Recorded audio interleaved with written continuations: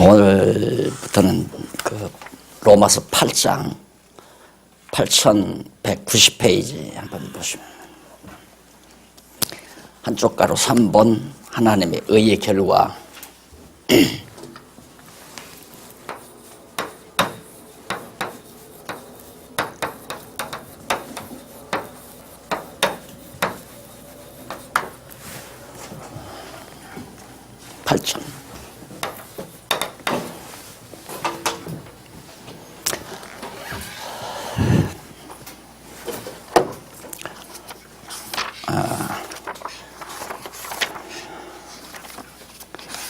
그동안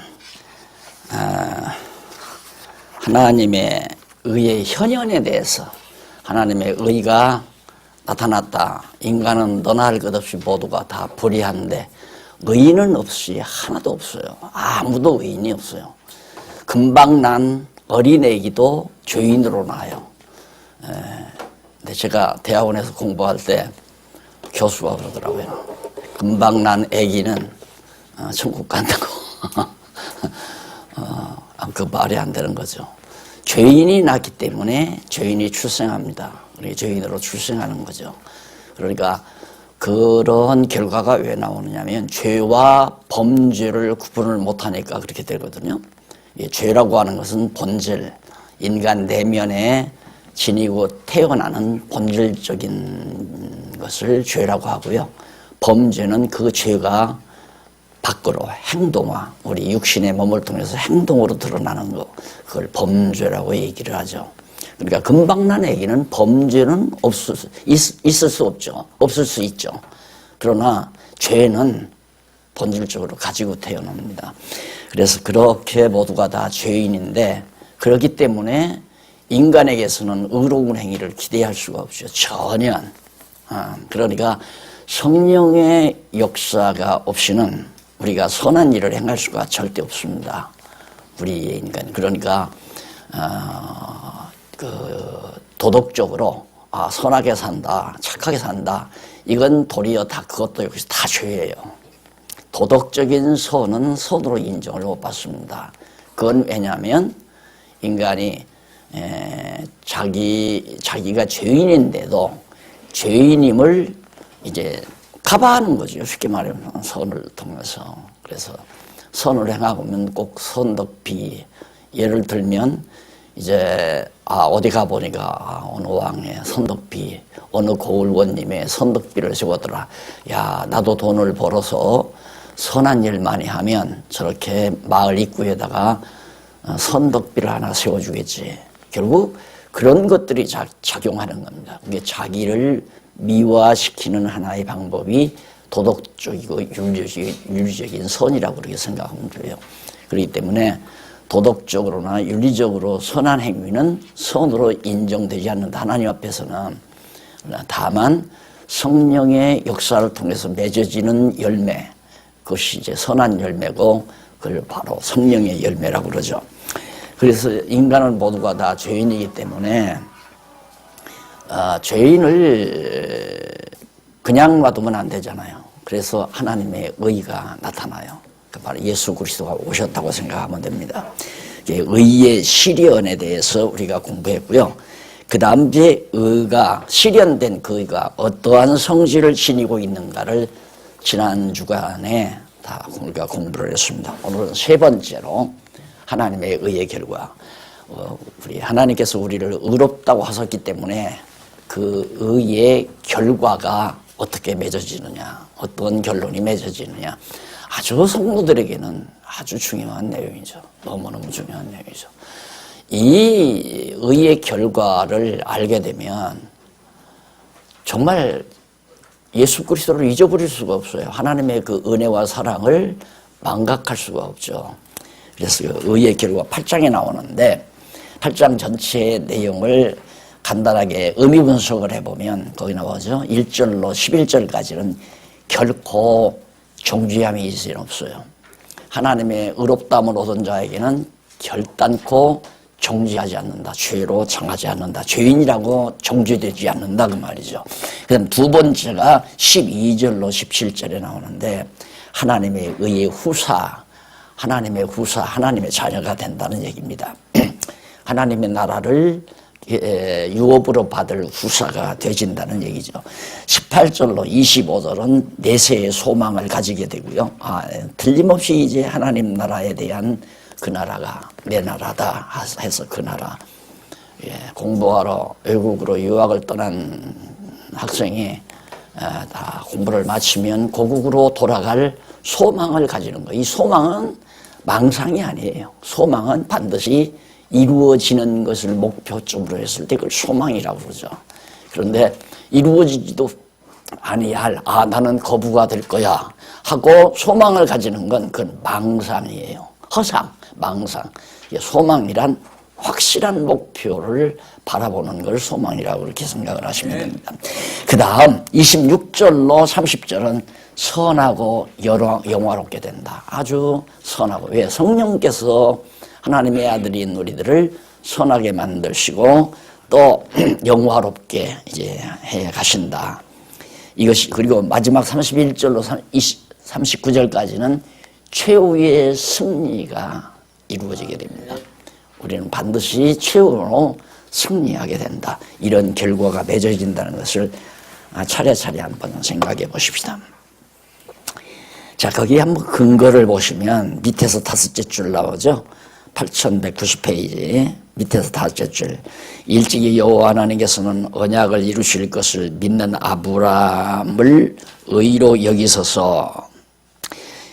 언약을 이루실 것을 그 언약을 이루어 주신다는 것을 믿는 아브라함을 의로 여기소서 그 자손에게 복을 누리도록 섭리하셨다. 이게 이제 의의 결과에 대한 하나의 근거죠. 그리고 이러한 언약의 말씀을 성취해 주시려고 택한 성도로 하여 하나님의 의의 결과를 누리도록 섭리하신다. 우리가 다 참 아브라함의 후손들 아니에요. 그러니까 아브라함이 누리는 모든 복이 오늘 우리의 복이 하나의 모형이고 그림자가 된다는 걸 알 수 있습니다. 자, 그럼 먼저 결코 정죄함이 없다. 이미 하나님께로부터 의롭다함을 얻은 자는 절대 하나님께서 정죄하지 않는다 이 말입니다. 우리 인간들끼리는 정죄하는 거죠. 그래서 예수님도 남을 비판하지 말라. 남을 비판하는 그 비판으로 자기가 비판을 받는다. 하나님께서 용서해서 의롭다고 한 자를 내가 죄인이라고 규정한다는 건 자기가 하나님보다 더 높은 자리에 앉아있는 결과가 되잖아요. 그래서 성도와 성도를 서로 용서한다고 하는 것은 상대적 차원에서 가능한 겁니다. 상대적 차원에서. 나도 저런 부분이 있어. 남이 예를 들어서 건전하지 못한, 정직하지 못한 행동을 해요. 그러면 저 사람 나쁜 놈이다. 그렇게 말하는 것은 자기는 전혀 그런 일이 없다 하는 대전제하에서, 자기는 완벽하다는 대전제하에서 그게 가능하지만 나도 저 형제의 입장이 되면 그럴 수 있을 거야. 이제 이 생각을 해야 되거든요. 그렇지만 하나님께서 나를 의롭다고 하셨어. 그렇기 때문에 그리스도 안에서 형제들을 서로 정죄한다고 하는 것은 자기가 율법 노릇하는 거죠. 하나님 노릇하고 율법의 노릇을 해가는 하나 심판주 역할의 자리에 앉게 되린다. 참 무서운 범죄 행위죠. 주제 파악을 못하니까. 자, 이러면 이제 우리가 이제 걱정되는 거 하나가 있을 거예요. 이렇게 하다가 보면 그럼 마음대로 죄 줘도 되느냐. 나는 이 말을 죄는 아무나 짓나? 죄 아무나 못 짓습니다. 범죄를 아무나 하는 게 아니에요. 하나님께서 범죄의 소굴에 빠뜨려야 범죄를 하지, 하나님이 범죄의 소굴에 빠뜨리지 아니하는 한 범죄 못해요. 절대. 내가 안 하는 게 아니라 못하는 거죠. 왜? 성령이 나를 붙들고 계시니까. 그래서 범죄 아무나 하는 게 아니에요. 그러니까 살인자 붙들었다, 요즘에 나옵니다. 살인자 붙들었다 얘기하니까 내가 그 순간 미쳤나 봐요. 내가 정신이 돌았나 봐요. 제정신으로 하는 게 아니에요. 바울을 그은 죄가 나를 죄 아래로 이끌어가는도다. 우리 인간 안에 내재해 있는 죄의 권세가 나를 죄 아래로 이끌어가서 범죄하게 한다 이 말이에요. 그러니까 죄의 권세가 나를 이끌어가도록 하나님께서 놔두시면 내가 범죄해야 하지만 죄의 권세가 나를 이끌어가는 걸 하나님께서 성령으로 나를 붙드시면 죽어도 범죄 못해요. 그러니까 범죄하지 않고 사는 것이 자기 공로라고 착각하는 건 하나님을 모르는 사람들이라는 얘기입니다. 그러니까 아침에 자고 일어나서 아내가 지어주는 밥상을 대할 때, 자녀들하고 대할 때, 하나님, 어젯밤 나는 언약을 털지 않고도 내 처자식과 함께 따뜻한 밥을 먹게 해주시니 감사합니다. 이 말이 저절로 나와야 되죠. 도둑질 안 하고도 가족들과 더불어 따뜻한 밥을 함께 먹게 해주시니 감사합니다. 도둑질해야 먹고 사는 사람들 있잖아요. 거짓말해야 먹고 살고 남 속여야 먹고 살고 이런 사람들이 허다하다 이 말이에요. 왜? 하나님께서 죄의 권세에게 맡겨버렸으니까 죄가 가득한 거예요. 그러니까 요즘 현 정부에서 적폐청산해서 한다고 그러지만 보세요. 막 캐니까 계속 나오잖아요. 고구마 넝쿨에서 고구마가 나오듯이 캐면 캘수록 계속 나오잖아요. 끝 안 나요. 그거 캐 시작은 끝이 안 나요. 어디까지 올라가요? 단군 할아버지까지 올라가요. 예. 그러니까 이 세상은 죄악 세상이라는 거 이걸 대전제하고 봐야 내 마음이 편안하지. 내가 정의감에 사로잡혀 있으면 사람은 정직하게 살아야 돼. 죄 짓지 말고 이런 정의감에 사로잡혀 있으면은 신문 볼 때마다 열불 터져요. 이 새끼들 이거 내가 정치 한번 해야 되는 거 아니야 이거 막. 그래서 하다못해 국회의원 선거 때라도 나가서 앞장서서 막 큰 외치고 막 우리가 이 사람을 보내야 나라가 정직하게 됩니다. 나라가 잘 됩니다. 웃기는 생각이죠. 안 돼요. 하나님이 나라를 깨끗하게 해야 나라가 깨끗한 거죠. 사람의 능력으로 안 된다는 겁니다. 아멘. 교회도 그래요. 제가 교회 개혁론을 썼지만은 교회가 이런 거 아닙니다. 성경적으로 볼 때는 이런 거 아니다. 그 말은 내가 해줄 수 있어요. 성령이 나에게 깨닫게 했으니까. 그러나 잘못된 교회를 내 손으로 고친다? 그건 불가능한 거예요. 하나님께서 해가시는 일이에요. 교회를 타락하게 하는 것도 하나님, 교회를 회복시키시는 것도 하나님, 이스라엘을 바벨론 포로로 잡혀가게 하는 것도 하나님, 포로에서 돌아오게 하는 것도 하나님. 그러니까 하나님께서 왜 한국교회를 이렇게 부패하고 썩어지게 만들었을까? 이렇게 부패하고 썩어진 상태에서 왜 나로 하여금 이것이 잘못된 교회라는 걸 성경을 통해서 깨닫게 하셨을까? 어떤 때는 하나님 넘어갔습니다. 나도 그냥 적당하게 살았으면 욕도 안 먹고 훨씬 고생도 덜하고 그랬을 텐데 알다가 보니까 아는 거 얘기 안 할 수가 없잖아요. 하나님께서 깨닫게 하신 거 얘기 안 할 수가 없잖아요. 하니까 날들어 도리어 2단 3단 하면서 나에게 고난을 가져다 준 거 아니겠어요? 그럴 때 그걸 부정적으로 보면 참 마음이 늘 그러니까 친구도 많이 없고요.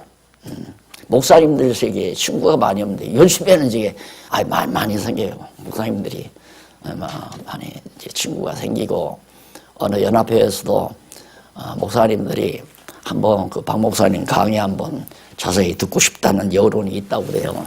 그럼 언젠가는 또 그런 자리가 마련되겠지 하는 생각은 가져봅니다만은 목사님들 친구가 점점 많이 늘어날 때 이런 생각을 해요. 하나님께서 한쪽에서 썩어 들어가지만 한쪽에서는 또 새손을 나게 하시려고 이렇게 섭리하셨구나. 이런 생각을 가지고 많은 위안을 받죠. 그러니까 절대 하나님께서 의롭다 한 자를 인간이 정죄해서는 안 됩니다. 인간이. 그 사람이 미숙하고 어려서 범죄를 하고 잘못한다 할지라도 그걸 잘못했다고 우리가 신앙 안에서 교회 안에서 지적하고 그걸 막 들추어내고 그 사람 망신 주고 이런 것들은 다 어린아이 심정에서 하는 얘기니까 안 그러면 알면 정죄 못해요. 너는 누구야? 그러니까 남 잘못했다고 자꾸 인간적으로 이렇게 추궁하면 너나 잘해. 이런 거죠. 그러니까 만약에 내가 이제 이렇게 성도가 돼가지고 앉아 있는데 어느 목사님이 계셔. 과거에는 그 목사님이 그렇게 얘기하면 정말 그래야 하구나 이런 생각을 했어요. 목사님 막 욕심 부리지 말아야 됩니다. 거짓말하지 말아야 돼. 다 맞는 얘기 아니에요? 맞는 얘기인데 맞아. 그런데 요즘에 만약에 내가 누구한테서 거짓말하지 마십시오. 욕심 부리지 마십시오. 당신이나 잘해라. 그러고 싶죠. 당신이나 잘해라. 자기가 권한다고 되는 게 아니잖아요. 하나님의 말씀의 능력이 나로 하여금 욕심 안 부리게 하고 거짓말 안 하게 하는 거니까 자기가 이러라 저러라 하지 말고 성경에 있는 말씀 그대로 가르치면 돼요. 하나님께서 성령께서는 바울을 통해서 욕심이 잉태한 즉 죄를 낳고 죄가 상상한 즉 사망을 낳는다고 했습니다. 다시 말해서 욕심이 잉태하면 범죄하게 된다는 말입니다. 이것만 알려주면 되는 거예요. 그러니 여러분 욕심 부리지 마십시오 하고 자기가 막 명령하고 교훈하고 하면 너나 잘해라 이렇게 나오잖아요. 그래서 결코 왜 정죄함이 없는가 1절로 2절에 보면 성경을 빨리 누가 읽으실래요? 그러므로 이제 그리스도 예수 안에 있는 자에게는 결코 정죄함이 없나니 이는 그리스도 예수 안에 있는 생명의 성령의 법이 죄와 사망의 법에서 너를 해방하였습니다. 네, 우리가 죄의 법 아래 성령의 법 아래서 죄와 사망 성령의 법이 우리를 죄와 사망의 법에서 건져냈으니까 죄의 법이 나를 주관하지 못한다 이 말이에요. 그러면 정죄는 누가 하느냐? 죄의 법이 정죄하는 거거든요. 율법이 정죄한다 이 말입니다. 너는 죄인이다, 도둑놈이다.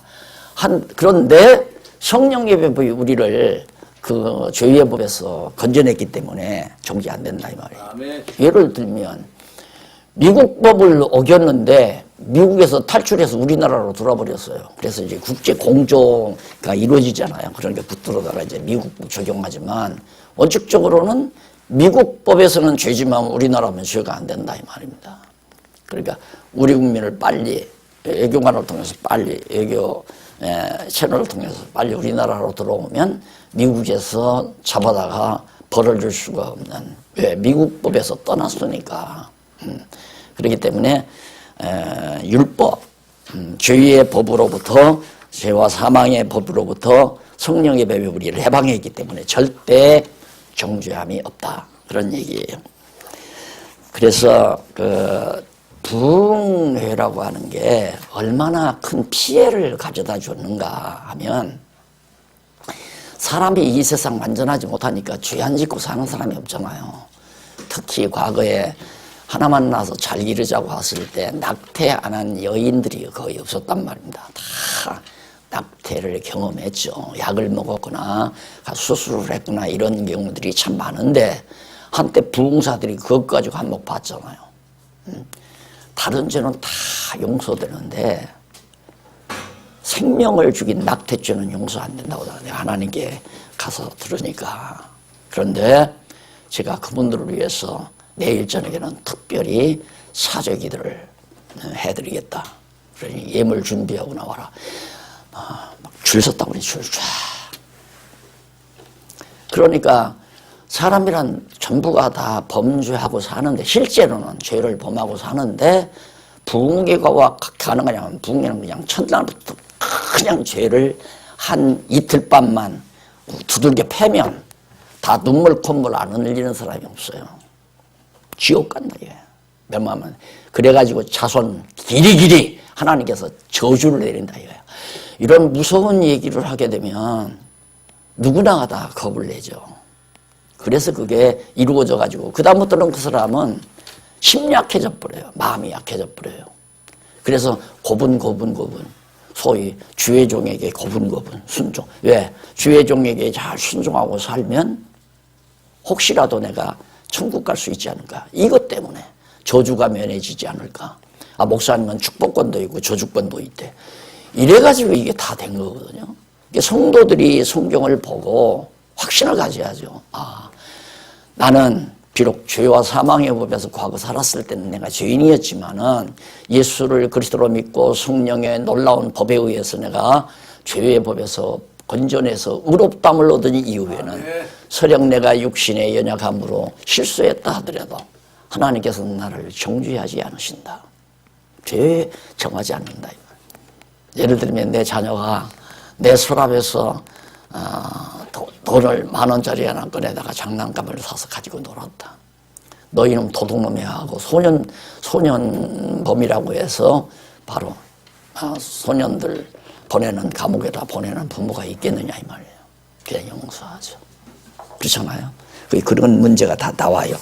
그 다음에 3절로 8절에 보면 아들로 영을 따르는 하나님의 아들로서 성령의 인도함을 따르는 자들을 대신해서 아들로 하나님의 아들 예수 그리스도로 율법의 요구를 대신히 이루게 하셨다라는 얘기입니다. 이거 일일이 다 읽다가 보면 진도가 상당히 드는데 그 핵심 내용만 한번 보실래요? 거기 보면 율법이 3절 육신으로 말미암아 연약하여 할 수 없는 그것을 우리 육신은 약해서 율법대로 못 살아요. 절대 못 살아요. 율법이라는 것이 이게 그물망이거든요.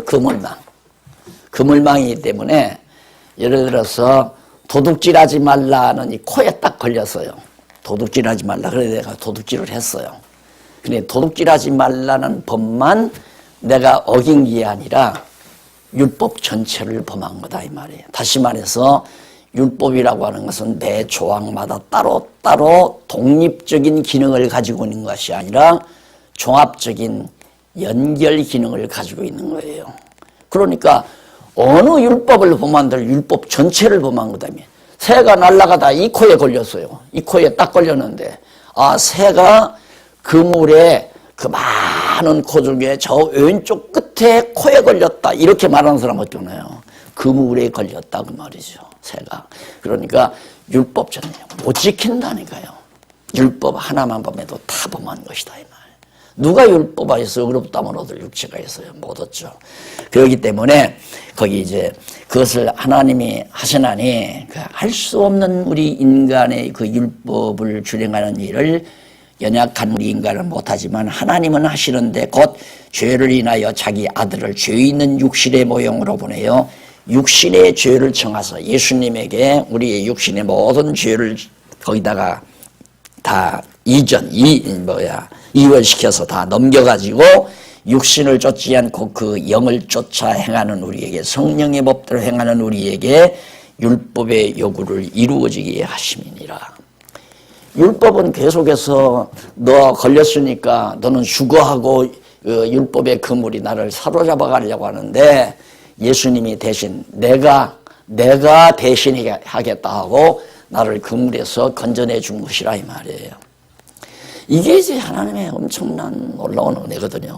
이런 관계를 바울이 로마서에서 너무 초보적으로 이게 이제 신앙의 기초 아니에요. 가장 기초적인 초보 신령한 양식인데 이것에 대해서 성도들이 모르고 있다는 건 성도들의 마음속에서 감동이 나올 수가 없잖아요. 은혜의 감동이 나올 수가 없죠. 이걸 모르는 한. 그러니까 은혜의 감동이 없으니까 억지로 명령하고 제도로 얽매여서 하게 만들어가는 그런 종교적 제도를 만들어낼 수밖에 없는 헌법을 만들고 법률을 만들어서 이래야 된다 저래야 된다 해가지고 육신을 쫓지 않고 그 영을 쫓아 하려 함이시나 5절 육신을 쫓는 자는 육신의 일을 영을 쫓는 자는 영의 일을 생각하나니 육신의 생각은 사망이요 영의 생각은 생명과 평안이니라. 그러니까 성령의 법에 따르면 마음이 평안한데 육신의 법에 따르면 율법이나 도덕이나 이제 하나의 도덕은 세속적인 거지만 율법은 이제 하나님께서 주신 법안이에요. 예. 어떻게 보면 율법과 도덕이 비슷한 데가 참 많아요. 그러나 주어진 동기는 다 다르지만 육신의 생각은 하나님의 원수가 되나니 우리가 육신적으로 내 능력으로 선하게 살아야겠다, 의롭게 살아야 되겠다 하고 자기 육신을 갖다가 미화시키려는 것은 하나님과 원수가 되고 하나님의 법에 굴복치 아니할 뿐만 아니라 하나님의 법이라는 성령의 법에 굴복하지 않는다 이 말이에요. 성령의 법에 굴복하지 않는다는 건 역시 육신의 법을 따른다는 얘기입니다. 그 다음 할 수도 없습니다. 육신이 있는 자들은 하나님을 기쁘시게 할 수 없고 육신에 있는 자들은 하나님 기뻐하게 할 수 없다. 율법 아래에 있다는 것은 육신에 있다는 얘기고 그들은 하나님을 기쁘시게 할 수 없다.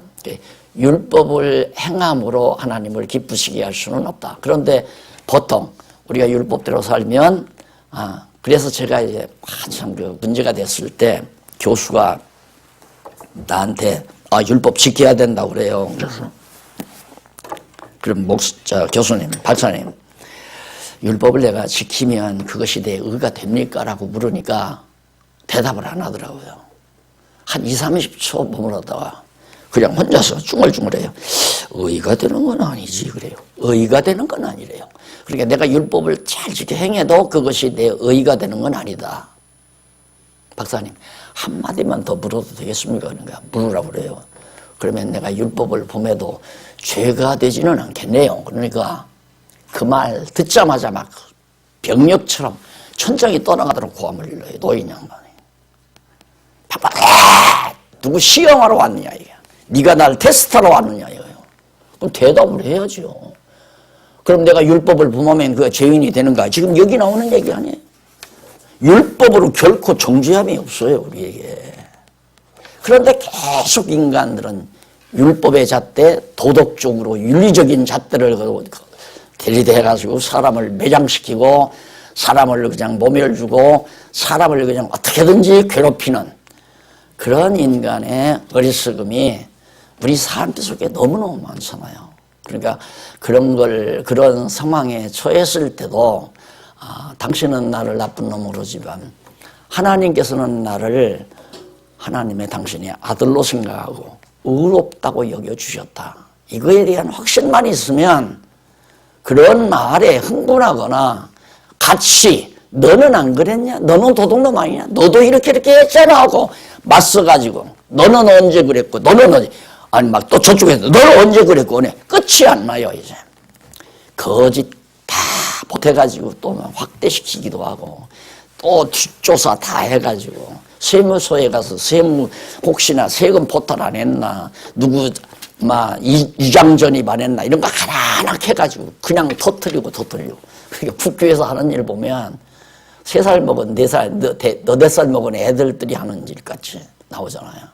그런 세상을 믿고 우리가 어떻게 살겠어요. 그런 걸 아침 뉴스에서 봐도 미소를 지면서 하나님 모르니까 당연히 저렇지. 털면 먼지 안 나는 사람 없잖아요. 먼지 안 나는 사람. 오늘 아침 신문에 또 나왔더라고요. 어느 대통령, 전직 대통령, 어디 유럽에 있는 어느 나라 거기에 조사해가지고 거기 이제 은행에 혹시 입금되지 않았나 그거 다 조사했었다고. 그렇게 정치라고 하는 건 원수들의 상대방의 흠집을 어떻게든지 많이 찾아서 딱 가지고 있어요. 바로 안 터뜨려요. 딱 가지고 있다가 이럴 때는 이게 큰 힘을 발휘하겠다면 꽝 터뜨리는 거예요. 그럼 백성들은 거기에 놀아나는 거죠. 야, 터뜨리는 사람은 의로운 사람이고 터뜨림 당하는 사람은 나쁜 사람이고 그 백성 민심이 확 돌아가서 이거 다 찍잖아요. 자, 이러한 문제를 해결하기 위해서 사실 이제 하버드 교수가 정의란 무엇인가 강의를 해가지고 전 세계 센세이션을 일으켰잖아요. 해답도 없어요. 정의가 뭐라는 해답도 없어. 그런데 그 강의가 전 세계를 휩쓸었단 말입니다. 해결 안 나요. 정의가 뭐예요? 해답이 없어요. 성경에는 의란 무엇인가? 의란 하나님의 뜻. 하나님이 옳다고 해야 의가 되는 하나님이 좋으신가? 인간이 기준돼가지고 의가 존재하지 않는다. 그 다음 9절로 11절에 보면 하나님의 영이 성도를 영으로 살게 하고 죽을 몸도 살린다. 이건 그렇게 다 아시는 사실이니까 하나님의 영이 성령께서 성도의 영으로 거듭나고 중생하게 만들어줘요. 다시 나아요. 그러니까 육으로 난 것은 육이요 영으로 난 것은 영이니라. 우리는 영으로 난 자가 있고 육으로 난 자가 있어요. 영으로 난 것은 혈통을 타고 박씨 가문에서 태어나는 게 내 육으로 난 거고, 이건 어쩔 수 없이 죄 덩어리예요. 그냥 내가 오늘 아침에 일어나서 지금까지 나쁜 생각도 한 번도 안 하고 그냥 좋은 생각만 하고 계속 살았다. 저녁 늦게까지. 그럼 오늘 하루는 내가 죄 없이 살았다. 이게 지금 우리들의 관점이거든요. 아니에요. 그게 아니에요. 아무리 이른 아침부터 밤늦게까지 나쁜 짓을 하나도 안 했더라도 여전히 박씨 가문에서 태어난 이 혈육은 죄 덩어리예요. 죄 덩어리. 그 죄가 행동으로 안 드러난 것뿐이지 죄가 없는 건 아니란 말입니다. 그러나 이 죄의 마음속에 내면에 성령으로 거듭난 내 속사람이 있잖아요. 그 속사람은 그 성령의 인도함을 따르니까 역시 성령의 열매를 맺으며 사는 거죠. 그래서 바로 죽을 몸도 살려내신다 하는 것으로 일단은 이제 첫 번째 율법 아래서는 결코 정죄함이 없다는 사실. 두 번째는 하나님의 후사가 된다. 하나님의 후사란 기업을 물려받을 아들을 말하는 거죠.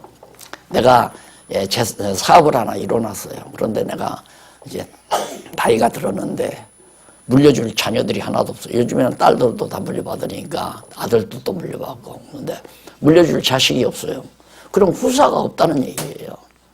근데 우리가 뭐냐? 하나님의 후사가 됐다 이 말이에요. 완료된 거예요. 이미 될 것이다가 아니라 하나님의 후사가 됐다. 뭐가? 하나님의 의가 나타나서 택한 백성 나에게 거듭나고 중생케 해가지고 하나님 나라를 유업으로 받을 후사가 됐다. 그렇게 천국은 맡아놓고 가는 거거든요. 그런데 계속 김선다리가 대동강 물 팔아먹었다듯이 교회가 천국을 연목판에서 엿대서 팔듯이 천국 가려면 이래야 된다 저래야 된다 그러면 천국 못 간다 이런 장난들을 잘못된 지도자들이 많이 하고 살잖아요. 근데 이미 천국은 가게 돼 있어요. 이미. 그래야 소망이 분명하잖아요. 아 나는 천국 간다 이거지. 아 나는 천국 가고 싶다. 가야 되는데 이건 아니란 말입니다. 나는 천국 간다. 내 육신의 장막이 무너지는 날 나는 온전한 몸을 입고 부활의 몸을 입고 이제 영원한 천국에 간다. 이 확신이 들어가는. 그러니까 이걸 배워야 아 그렇다 맞구나 이거 아는데 이런 걸 못 배우면 성경 성도들이 모르면 항상 불안한 거예요. 죽어봐야 알지. 그게 이제 소위 알미니안주의자들이 하는 얘기 아니에요. 가봐야 한다 얘야. 중국 가봐야 한다. 갈지 안 갈지는 아니에요. 안 가도 알아요. 이미 거듭난 백성은 천국 가게 돼 있다. 그 다음 8장 12절로 14절 육체를 따르지 않고 성령의 인도대로 사는 자가 아들임. 그러면 이거 보면 자 이건 육체 아니에요? 이건 육체란 말입니다. 이 속에 거듭난 자 있잖아요. 속에 속사람. 그러면 육체는 점점 낡아지고 바울이 말했듯이 이 육체는 점점 낡아지고 속사람은 점점 성장한다 이 말이에요. 성장한다. 그럼 속사람이 성장하고 육체가 낡아져 버리고 육체는 다 죽어요. 다 숨도 끊어지고 다 흩어져 버려요. 흙으로 돌아가요. 그럼 속사람만 남잖아요.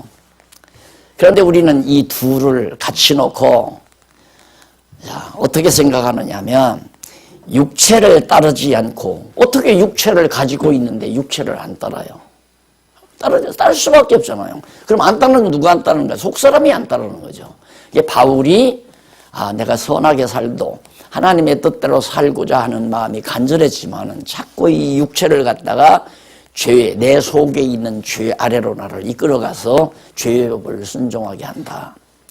우리가 사는 날, 육신을 가지고 사는 날까지는 육체를 이 죄성을 가지고 있기 때문에 따르고 사는 결과를 가져와요. 그 농도가 이제는 작거나 많거나 하는 자예요. 그 그림을 내가 이렇게 그려드려요. 이건 6이고 이건 여기란 말입니다.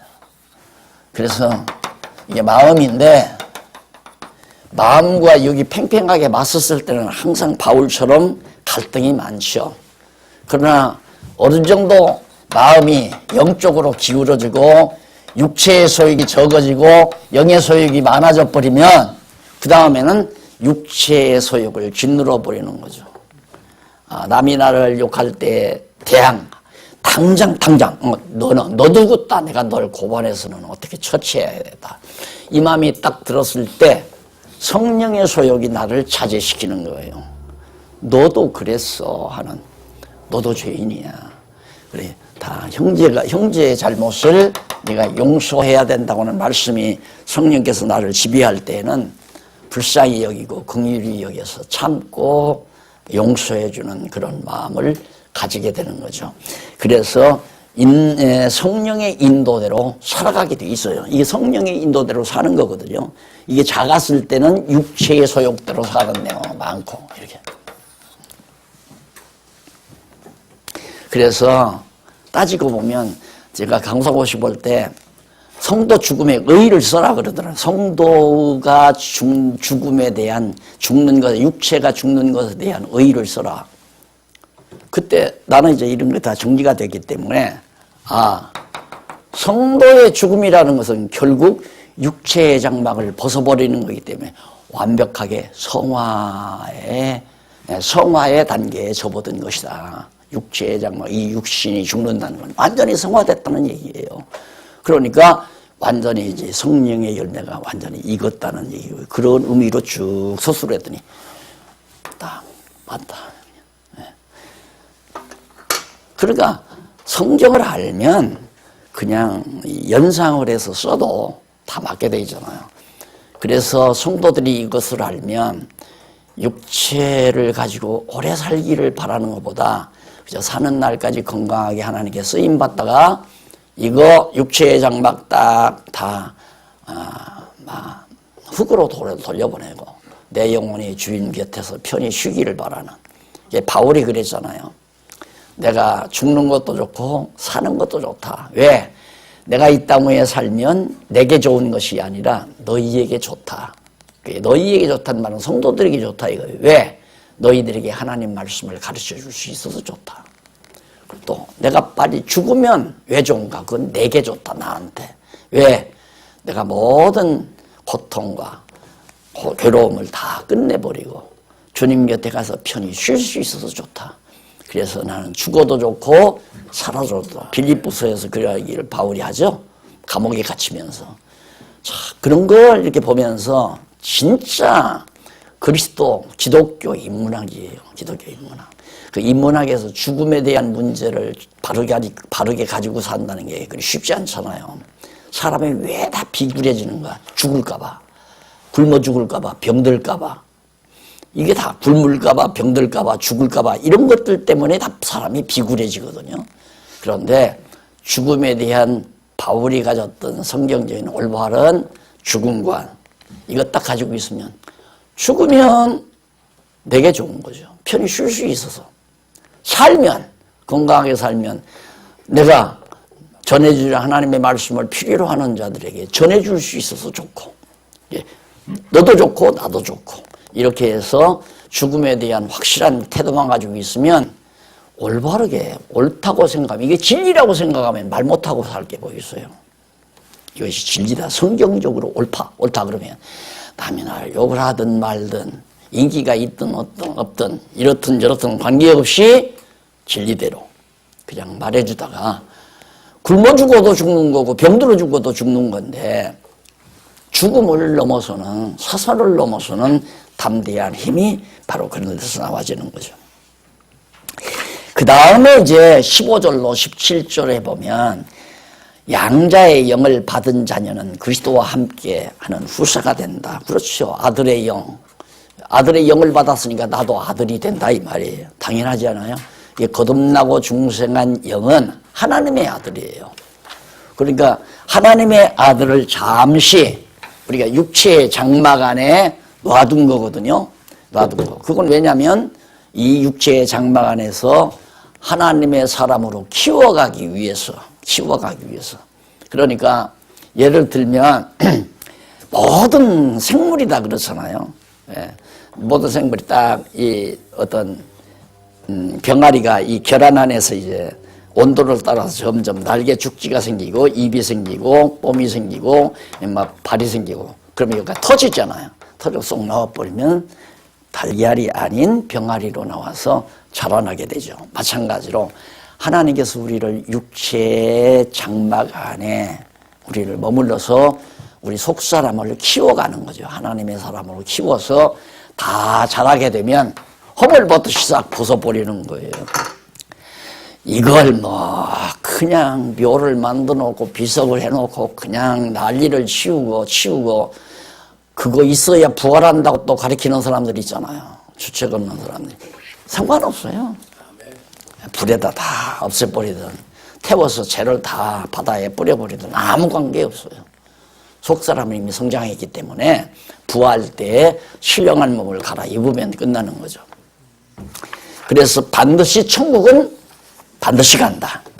그래서 거기 마지막 17절에 보면 자녀이면 하나님의 자녀이면 또한 후사 곧 하나님의 후사요 그리스도와 함께 한 후사니 우리가 그와 함께 영광을 받기 위하여 고난도 함께 받아야 될 것이니라. 여기서 받아야 될 것이니라가 아니라 이쪽 8197페이지 위에서 9번째 거기 보면 코멘이라는 말이 나오죠. 헬라어로. 그 말은 이는 현재 능동태 1인称 복수동사로서 고난도 함께 받고 있느니라. 지금 우리가 이 땅 위에서 고난 받고 있는 것이 바로 그리스도와 함께 후사를 영광을 받기 위해서 이 땅 위에서 고난을 지금 받고 있는 것이다. 그 다음 내세의 소망을 가집니다. 넘어가서 세 번째 내세의 소망을 가지는데 8장 18절로 25절 여기 보면 18절로 21절에 보면 현재의 고난 중에 피조물이 장차 하나님 나타날 영광을 소망하고 있다. 우리가 이 땅 위에 지금 복음을 위해서 진리를 위해서 많은 고난 바울도 물론 받았지만은 이런 고난은 이 땅 위에 장차 나타날 하나님의 영광을 피조물들이 계속해서 소망을 가지고 있다. 그래서 거기 20절에 보면 19절에 피조물로 고대하는 바는 하나님의 아들들로 나타난 것이니 피조물들이 모두가 다 하나님 자녀가 거듭나고 중생한 자들 나타나기를 바란다. 피조물들이 허무한 데 굴복하는 것은 자기 뜻이 아니요 오직 굴복해야 하시는 이로 말미암으리라. 그 바라는 것은 피조물도 썩어짐의 종로를 탄 데서. 왜? 아담이 타락함으로 말미암아 모든 피조물도 전부 다 타락했어요. 태양을 비롯해서 모든 별과 지구와 모든 우주가 다 저주가 덮여버린 거거든요. 왜?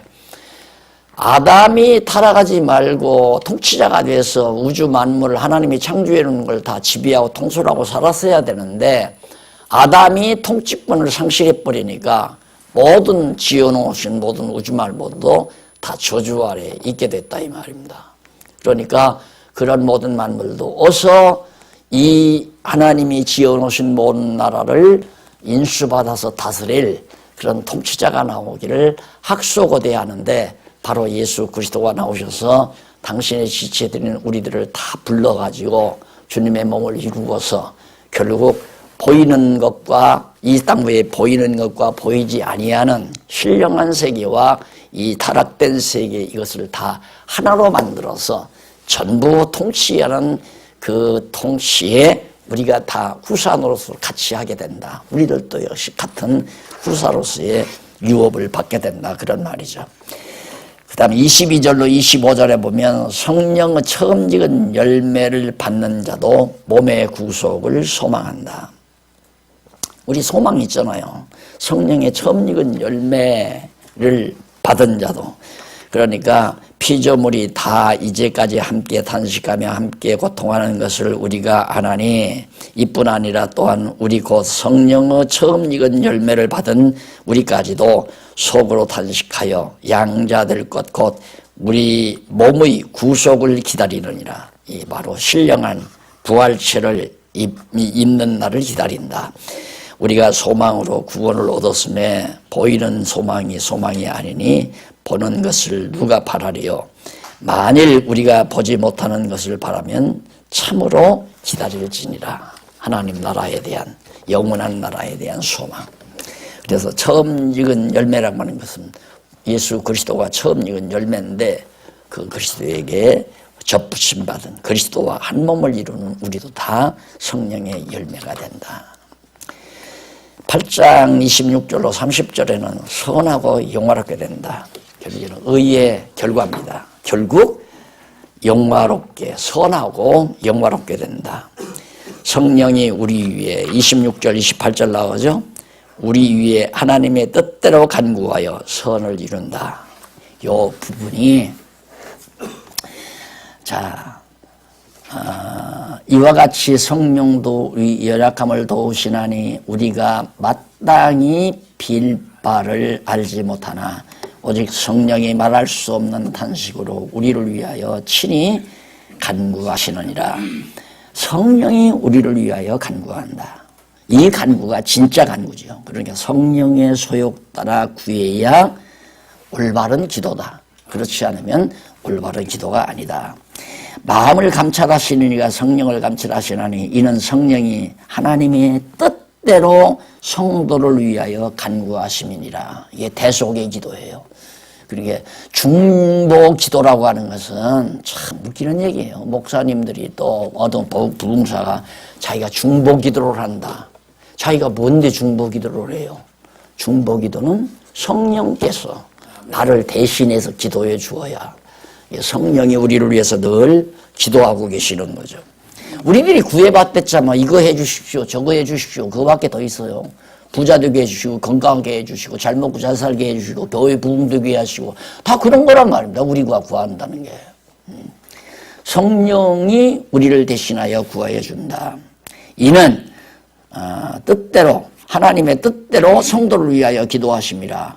우리가 알거니와 하나님을 사랑하는 자 곧 그 뜻대로 부르심을 입은 자들에게는 모든 것이 합력하여 선을 이룬다. 이 말이 아주 굉장한 얘기입니다. 나는 이 구절 하나 때문에 선이란 무엇인가, 의란 무엇인가가 깔끔하게 정리가 된 거예요.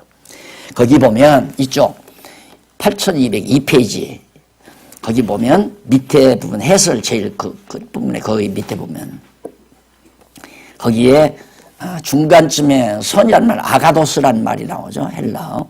그런데 이건 도덕적 개념이 아니에요. 하나님께서 좋은 대로 정하신 뜻을 바로 선이라고 그래요.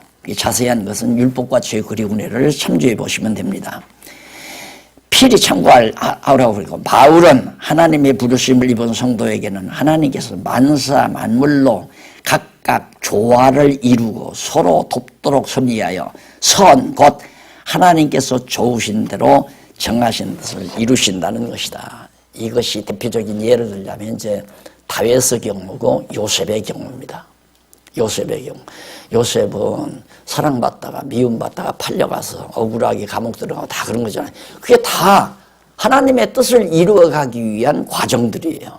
그런데 우리는 과정에서 형제를 팔아먹는 건 나쁜 일, 악한 일이고 형제를 살려내는 일은 좋은 일이고 만약에 유다가 요셉을 밤중에 몰래 구해가지고 다른 데로 피신시켰다면 그건 선한 일이 아니에요. 그건 선한 일이 아니에요. 우리가 상대적으로 보면 그건 요셉을 팔아먹으려는 형제들의 행동에 비하면 선한 것처럼 보이지만 하나님께서는 이제 궁극적으로 하나님의 뜻을 이루려고 요셉을 지금 애국으로 보내려고 그런 과정을 주시는데 자 여기서 이제 바로 우리가 삶의 지혜를 얻는 겁니다. 신앙생활. 우리에게는 어떤 어려운 일이 와도 부정적인 건 없다. 다 긍정적이다. 시간이 벌써 좀 지났네요. 마지막 거기 아들과 일치한 자를 예정하여 불러 의롭고 영화롭게 하신다. 하나님께서 영화롭게 하나 이 부분 차 한잔 드시고 잠깐 정리하고 넘어가십시다.